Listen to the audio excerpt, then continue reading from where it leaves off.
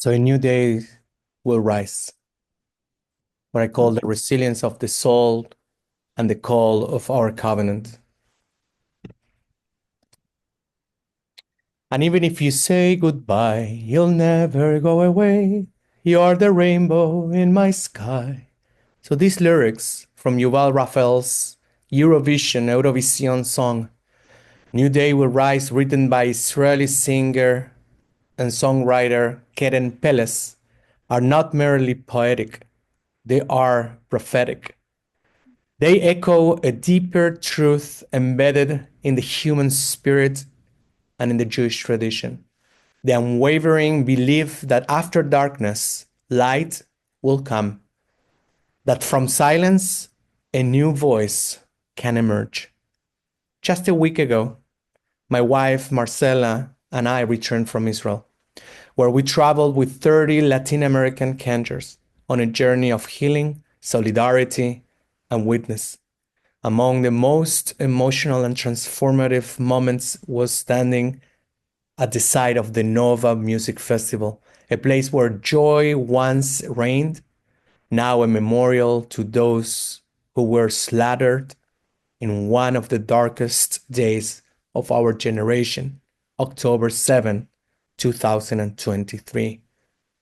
We sang, we cried, we prayed, and in that silence, something eternal whispered back.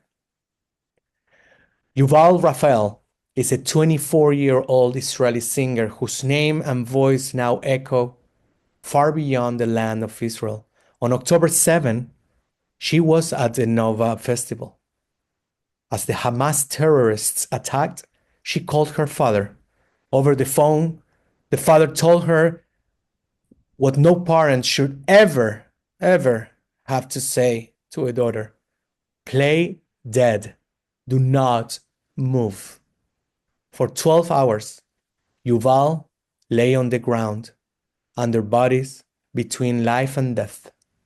For 12 hours, she breathed in silence, stillness, and terror. And then, miraculously, she lived. She survived, and she chose to rise.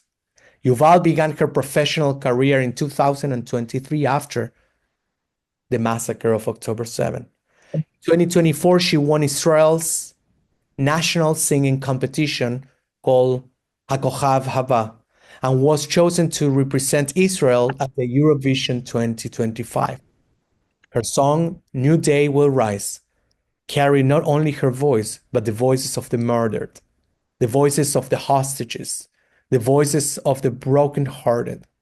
Her performance was not just artistic, it was indeed spiritual. She wore a dark winged outfit, a subtle tribute to the Bibas family, particularly young Ariel Bibas, who adored Batman. Her costume, a bat-like silhouette, became a quiet symbol of remembrance, hidden within the elegance of art. That night, she honored them all, especially those still not returned. And listen closest to her lyrics. Embedded within the song is a line from Shir HaShirim, the famous Song of Songs. Many waters cannot quench love, nor can rivers drown it. This verse from the Song of Songs is one of the most passionate declarations in the whole Tanakh, in the whole Bible. It teaches that love, true divine covenantal love, cannot be destroyed, even by overwhelming force, even by terror, even by death. When Yuval sings these words, she's not quoting scripture, she is declaring a theological truth. Our love for life, for our people, for Eretz Israel, for God, will not be extinguished. And yet another line in her song says, everyone cries, don't cry alone. This, too, is a message rooted in Jewish ethics. The Midrash teaches, when one member of the community suffers, all must feel the pain. To cry alone is human, but to cry together, That is redemption. That is healing. That is covenant. Our Torah portions, because there are two this week, Behar and Bechukkotai, speak of time, of cycles, of interruption and redemption. Behar teaches us about Shemitah and Yovel, the sabbatical and the Jubilee years. The land rests. Slaves are freed. Debts are cancelled. The message? The world does not belong to us. We are caretakers, not owners.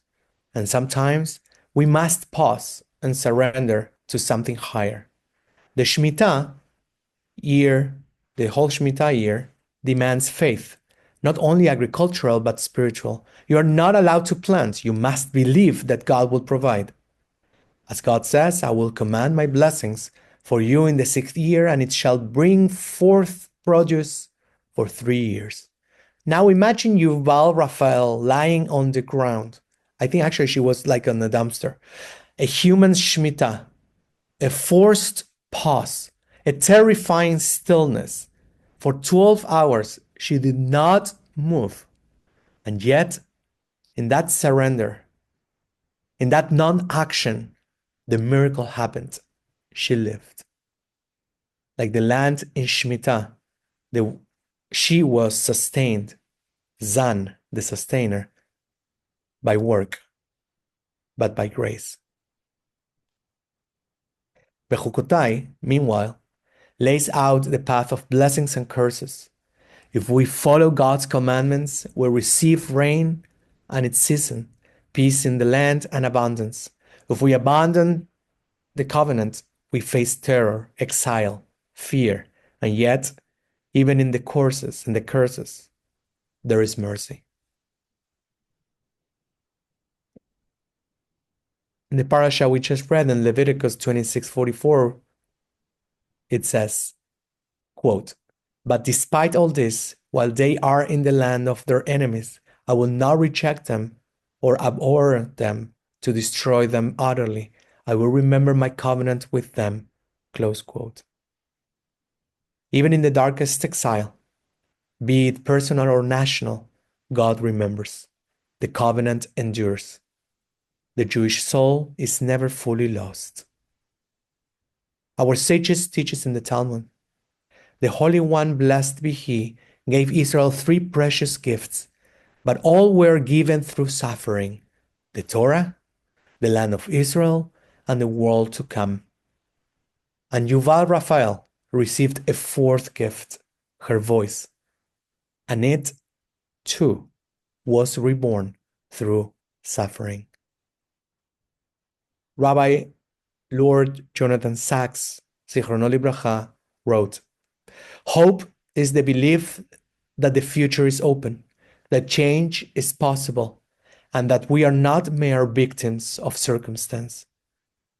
Yuval Raphael's song is hope incarnate. It is not naive optimism. It is Jewish hope, like our national anthem, the hope, Atikva, hope that remembers the past, mourns the present, and still believes in redemption. As the philosopher Viktor Frankl, a survivor from Auschwitz, wrote, "When we are no longer able to change a situation, we are challenged to change ourselves." Yuval Raphael could not change what happened at Nova Music Festival, but she changed herself. She rose and she sang.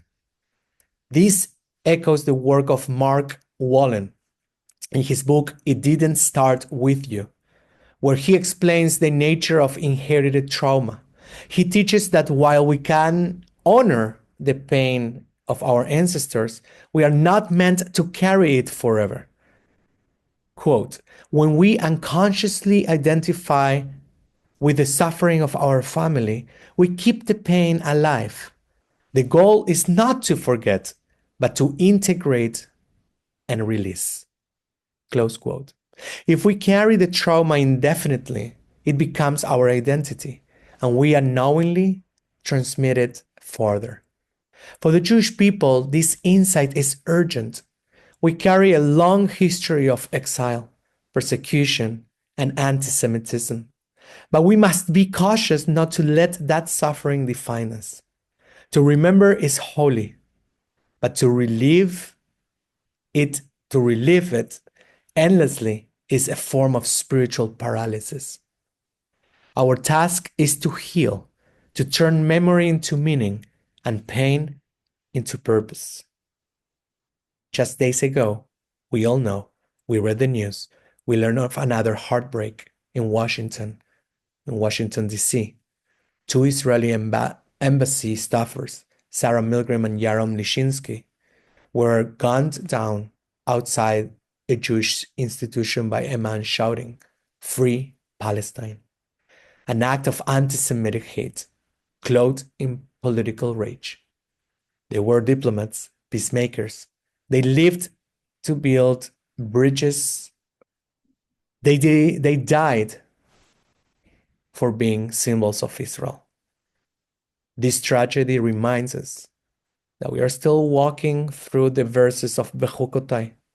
We are still between blessings and curses, but we are not alone. So what can we learn? From Yuval Raphael, we learn that trauma is not the end of the story. From Behar, we learn that there is holiness in stopping.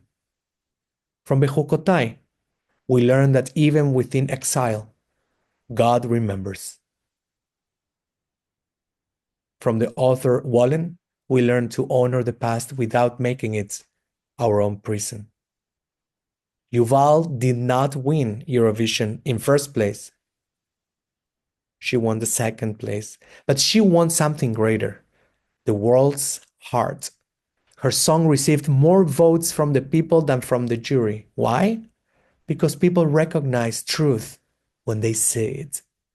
And her truth was a raw, painful, and filled with light. So what can we do? We can listen. We can listen to stories like Yuval's, not just to admire, but to act. We can speak out against anti-Semitism, against hatred in our communities and in the whole world, online or in person in our daily lives. We can support. We can support Israel survivors, our Jewish communities, through prayer, through activism, and through love. And we can hope, not with passive waiting, but with engaged faith. In the song New Day Will Rise, Yuval sings, "I was lost, but now I know a new day will rise." This is not just a song, it is a full midrash, a modern commentary on our ancient covenant. May we also choose to rise. May we too remember those we have lost and those still in captivity. May we live in a way that turns suffering into song, exile into embrace, silence into Shirah, into the sacred song. Shabbat Shalom.